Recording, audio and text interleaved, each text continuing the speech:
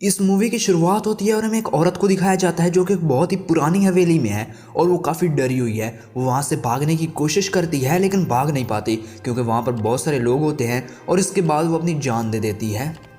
इसके कई साल बाद की कहानी दिखाई जाती है जहां न्यूयॉर्क शहर में एक ईवी नाम की लड़की रहती है और उसकी एक दोस्त भी है। वो दोनों फ्रीलांस कैटरिंग का काम करते हैं ताकि गुजर बसर हो सके। और इसके बाद वो लड़की उसको एक रिपोर्ट देती है जिसमें उसका डीएनए होता है। बेसिकली एक कंपनी है जो कि इस तरह के टेस्ट करती है और लोगों को उनके डीएनए के जरिए बताती है कि उसका कोई फैमिली मेंबर इस दुनिया में है या नहीं। ईवी अपने घर जाती है और अपनी डीएनए रिपोर्ट उस कंपनी को भेज देती है। जब रिपोर्ट्स वापस आती हैं तो उसको पता चलता है कि उसकी फैमिली इंग्लैंड से है और उसका एक कज़न भी है और उसके कज़न को भी खबर मिल जाती है कि उसकी एक कज़न सिस्टर भी है। और उसके बाद उसे मैसेज आता है उसके कज़न का। वो उसे चाय के लिए बुलाता है और उसकी दोस्त उसे मना करती है कि तुम्हें वहाँ नहीं जाना चाहिए। तो वो कहती है मेरा इस दुनिया में कोई नहीं है क्योंकि उसके माँ बाप की पहले ही डेथ हो चुकी है। और इसके बाद वो अपने कज़न से मिलने चली जाती है। वो एक होटल में अपने कज़न से मिलती है और वो उससे कहता है कि हमारा ख़ानदान बहुत ही अमीर है, कुछ टाइम बाद हमारे ख़ानदान में एक शादी होने वाली है और तुम वहाँ ज़रूर आओ। लेकिन ईवी के पास इतने पैसे नहीं होते कि वो इंग्लैंड का टिकट करा सके। तो उसका कज़न कहता है कि तुम्हारा टिकट मैं कराऊंगा। और कुछ दिनों के बाद ईवी इंग्लैंड चली जाती है। एयरपोर्ट पर ईवी को रिसीव करने उसका कज़न भी आता है। इसके बाद उसका कज़न उसको एक बहुत बड़ी हवेली में ले जाता है। उस हवेली के मालिक का नाम वाल्टर है और ईवी के कज़न और उसकी फैमिली वहाँ पर रहते हैं। वाल्टर ईवी से काफ़ी अच्छे से पेश आता है और उसके बाद ईवी अंदर चली जाती है। उसको एक सर्वेंट भी दी जाती है जो कि उसको रूल्स समझाती है और उसको उसका कमरा दिखाती है।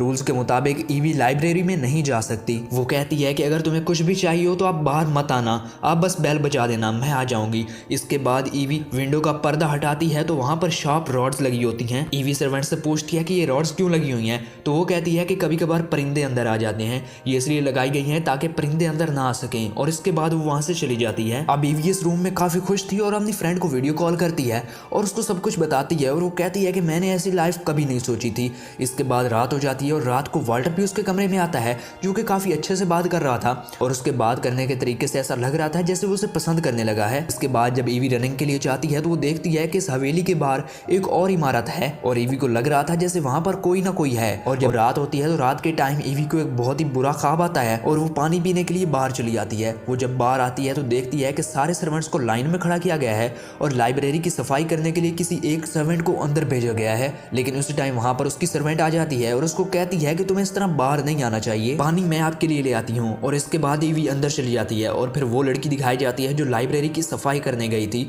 वो वहां पर सफाई कर ही रही होती है लेकिन ऊपर कोई चीज थी जो उस लड़की को ऊपर खींच लेती है और मार देती है।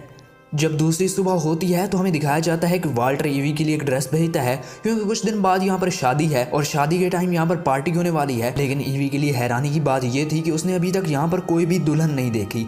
लेकिन इसके बाद ईवी वो ड्रेस पहनकर पार्टी में जाती है। वहाँ पर उसकी मुलाकात दो लड़कियों से होती है जिनमें से एक तो काफ़ी अच्छे से बात कर रही थी लेकिन दूसरी लड़की उसे पसंद नहीं कर रही थी। वो चली जाती है और इसके बाद वहाँ पर वाल्टर आता है जो कि ईवी के साथ डांस करने लग जाता है। ईवी को काफ़ी अच्छा महसूस हो रहा था और इसके बाद वो वॉक पर भी जाते हैं। ईवी वाल्टर से उस सामने वाली इमारत के बारे में पूछती है और वो कहता है कि पहले इसको सामान रखने के लिए इस्तेमाल किया जाता था लेकिन अब इसको इस्तेमाल नहीं किया जाता। इसके बाद ईवी अपने कमरे में चल जाती है। जब ईवी रात को सो रही होती है तो उसे अजीब सी आवाज़ें आती हैं और सामने वाले गिलास पर उसे किसी के हाथ नजर आते हैं। वो डरकर बेड के नीचे छुप जाती है और उसकी आवाज़ सुनकर वाल्टर भी वहाँ पे आ जाता है। वो उसको समझाता है कि यहाँ पर कोई नहीं है लेकिन ईवी उससे कहती है कि जब तक मुझे नींद नहीं आ जाती तुम यहीं पर रुक जाओ।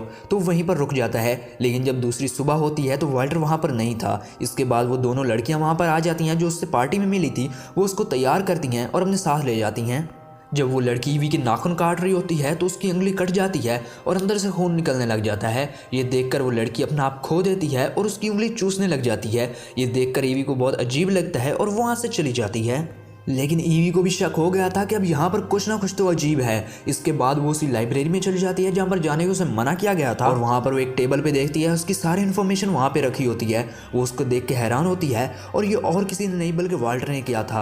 और इस टाइम वाल्टर भी वहाँ पर आ जाता है। ईवी अपना सामान पैक करके वहाँ से जाने वाली थी लेकिन वाल्टर उसको रोकता है और वो कहता है कि मैं तुम्हें पसंद करता था, मैंने ये सब कुछ इसलिए किया, मैं नहीं चाहता कि कोई और लड़की मेरी जिंदगी में आए क्योंकि बहुत सारी लड़कियां मेरी दौलत पर मुझसे शादी करना चाहती हैं। लेकिन अब ईवी भी वाल्टर वाल्टर को पसंद करती थी, जिसकी वजह से वो वहाँ पर रुक जाती है। इसके बाद अगले दिन वाल्टर ईवी को डिनर पर ले जाता है। टेबल काफी बड़ी थी और वहीं पर वाल्टर ऐलान कर देता है कि मैं कुछ दिनों में ईवी से शादी करने वाला हूँ। ये सुनकर ईवी को अजीब भी लग रहा था और अंदर ही अंदर वो खुश भी थी। और उस टाइम वो कहता है कि तुम सब लोगों ने मेरी सालों से खिदमत की, उसके बदले में मैंने तुम्हें सब कुछ दिया। तुम लोगों की वजह से पहले मेरी 2 बीवियां थी, लेकिन अब 3 हो जाएंगी और मेरी पावर्स और ज्यादा बढ़ जाएगी। और इसके बाद वाल्टर खून पीता है। अब यहाँ पर ईवी को पता चल गया था कि वाल्टर इंसान नहीं बल्कि एक वैम्पायर है और उसकी जो 2 बीवियां थी वो वही लड़कियां थी जो उसे पार्टी में भी मिली थी और एक ने उसका खून भी चूसा था। और उसको पता चल जाता है कि ये दोनों भी वैम्पायर हैं। वाल्टर की इससे पहले तीसरी बीवी भी थी और तीसरी बीवी थी ईवी की दादी, वही औरत जिसने स्टार्टिंग में सुसाइड की थी। वाल्टर ने उससे भी शादी की थी और उसकी पावर्स बढ़ गई थी, लेकिन उसकी मौत के बाद उसकी पावर्स कम हो गई और अब उसे एक और लड़की से शादी करनी थी। लेकिन वो हर किसी से शादी नहीं कर सकता, बल्कि वो खास खून से ही शादी कर सकता है। और ईवी के अंदर भी उसकी दादी का खून है, इसलिए वो खास है और वो उससे अब शादी करके उसकी पावर्स और ज्यादा बढ़ जाएंगी। अब ईवी वहां से जाना चाहती थी, लेकिन वाल्टर उसको रोक लेता है और उसको समझाता है कि अगर तुम मुझसे शादी कर लो तो ये दुनिया तुम्हारे कदमों में होगी, तुम हमेशा के लिए जिंदा रहोगी, कोई बीमारी तुम्हें कुछ नहीं कह पाएगी। लेकिन ईवी नहीं मानती। इसके बाद वाल्टर उसको करवा देता है और उसके बाद उसकी दोनों बीवियां उसके पास आती हैं और ईवी को समझाती हैं कि शुरू में तुम्हें अजीब लगेगा, लेकिन अगर एक बार तुम वैम्पायर बन गई तो सब कुछ अच्छा हो जाएगा। लेकिन ईवी इस जिंदगी को एक्सेप्ट नहीं करना चाहती थी। इसके बाद वो दोनों औरतें वहां से चली जाती हैं और उसकी सर्वेंट वहां पर आती है और वो कहती है कि तुम यहाँ से भाग जाओ, नहीं तो तुम कभी नॉर्मल नहीं हो पाओगी। इसके बाद ईवी उसकी मदद से वहां से भाग जाती है और वहां पर सब लोगों को पता चल जाता है कि ईवी भाग चुकी है और जिसने उसकी हेल्प की है वो उसको मार देते हैं। और दूसरी तरफ ईवी वहां से भागकर सामने वाली हवेली में जाकर छुप जाती है, जो कि कई सालों से बंद है। एक सर्वेंट को भी पता चल जाता है और वहां जाके पहुंचता है, लेकिन किसी तरह ईवी उसको उसी हवेली में बंद कर देती है और टाउन की तरफ भाग जाती है, जहां पर उसे नजर आते हैं बूढ़े कपल। वो उनसे मदद मांगती है, वो उसकी मदद करने के लिए तैयार हो जाते हैं और उसको अपने घर में बुलाते हैं और कहते हैं कि हम पुलिस को फोन करते हैं। लेकिन ईवी वहां पर एक फोटो देखती है जहां से उसे पता चलता है कि ये लोग भी वाल्टर के साथ हैं और इन्होंने पुलिस को नहीं बल्कि वाल्टर को ही कॉल की है। वो वहां से भागने लगती है, लेकिन वो बूढ़ा आदमी उसको कोई चीज मारता है और बेहोश कर देता है। जब उसे होश आता है तो सामने वाल्टर होता है। वाल्टर उसको समझाता है कि तुम मुझसे शादी कर लो, ये दुनिया तुम्हारे नीचे होगी, ये दुनिया तुम्हारे आगे झुकेगी। अब ना चाहते हुए भी ईवी को उसकी बात माननी पड़ती है और वो शादी करने के लिए तैयार हो जाती है। उनकी शादी हो जाती है और अब वाल्टर ईवी से कहता है कि तुम मेरा खून चूसो, इसके बाद तुम वैम्पायर बन जाओगी। वो उसके हाथ से खून चूसती है और अब वाल्टर को भी ईवी का खून चूसना था ताकि उसके अंदर और ज्यादा पावर्स आ जाएं। लेकिन ईवी उसे अपना खून नहीं चूसने देती और वो वहां से भाग जाती है और वहां पर आग लगा देती है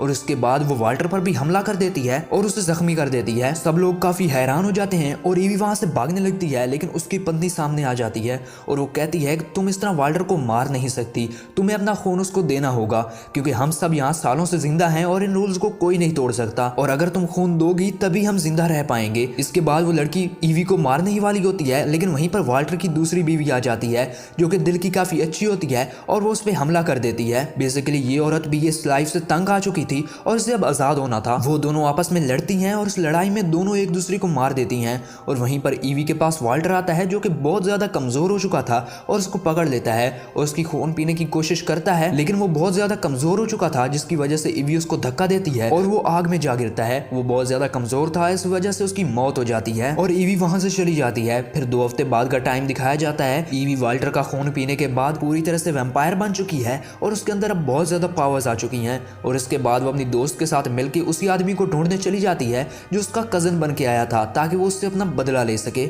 और इसी के साथ ये मूवी यहीं पे एंड हो जाती है। अगर तो आपको ये वीडियो अच्छी लगी तो वीडियो को लाइक कीजिए और अगर आप चैनल पे नए हैं तो सब्सक्राइब कीजिए। मैं मिलता हूं आपसे अगली वीडियो में, लेकिन तब तक के लिए गुड बाय।